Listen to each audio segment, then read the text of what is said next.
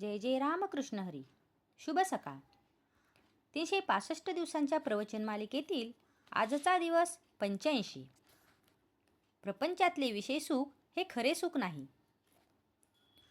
मनुष्य जगात कितीही मोठा असला तरी त्याच्या प्रपंचात काहीतरी न्यून असतेच, म्हणजेच कमतरता असते. न्यूनता नाही असा प्रपंचच नाही.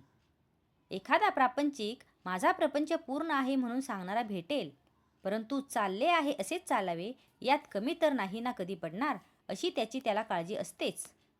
म्हणजेच त्याला खरे सुख असे नसते. एखादा अत्यंत विषयी त्याला कदाचित काळजी नसेल. दारूच्या धुंदीत असणाऱ्याला राजाचीही पर्वा नसते, वस्त्राचीही शुद्ध नसते आणि तो आपल्याच धुंदीत आनंदात असतो. पण हे सर्व त्याची धुंदी उतरली की सगळं क्षमून जातं, विसरून जातं. विषयातले सुख परावलंबी विषयांवर अवलंबून असते.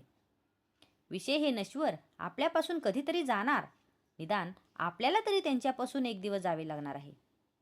दुसरी गोष्ट म्हणजे विषयाचे सुख इंद्रियाधीन असते. इंद्रिये विकल झाली म्हणजे सुख कसे मिळणार? उद्या आपण मरणार हे समजले की कोणते विषय आपल्याला सुख देतील?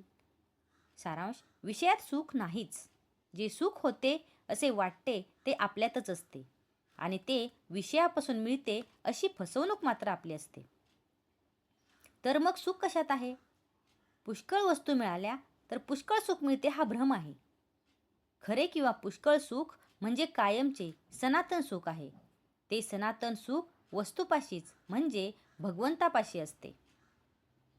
आपल्याप्रमाणे पशूंनाही विषय सुख आहे. त्यांच्यात आणि आपल्यात फरक तो कोणता? मी कोण, कशासाठी आलो असा विचार करणे याला सारासार विचार म्हणतात.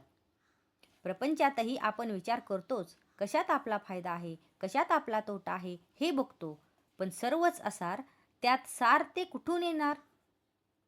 असलेल्या परिस्थितीत आपण समाधान मानित नाही, त्याहून अधिक सुखाच्या स्थितीची इच्छा धरतो. देवाची भक्ती करणे, संताकडे जाणे हे सुद्धा विषय मिळवण्याकरता आपण करतो.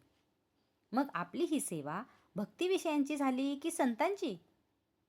देव, संत यांचा उपयोग इतर गोष्टींप्रमाणे विषय मिळवण्याचे साधन म्हणून नाही का आपण करीत? मांजर आडवे गेले की आपले काम होणार नाही ही भगवंताची सूचना आहे असे समजून आपण पुन्हा माघारी फिरतो. पण एक बायको मेली की दुसरी करण्याच्या विचाराला लागतो. सारांश: आपले ध्येयच विषय हे असते आणि ते मिळवण्याची आपली खटपट असते. खरोखर जो मनुष्य प्रपंचातला आपला अनुभव जमेस धरीत नाही तो कशानेच शहाणा होत नाही. प्रपंचात सुखी होणे म्हणजे भगवंताचे होणे. आजचा हा भाग तुम्हाला कसा वाटला कमेंट करून नक्की सांगा. कमेंटमध्ये लिहा जय जय रामकृष्ण हरी आणि अशाच अधिक माहितीसाठी ब्रह्मांड नायक चॅनलला सबस्क्राईब करा.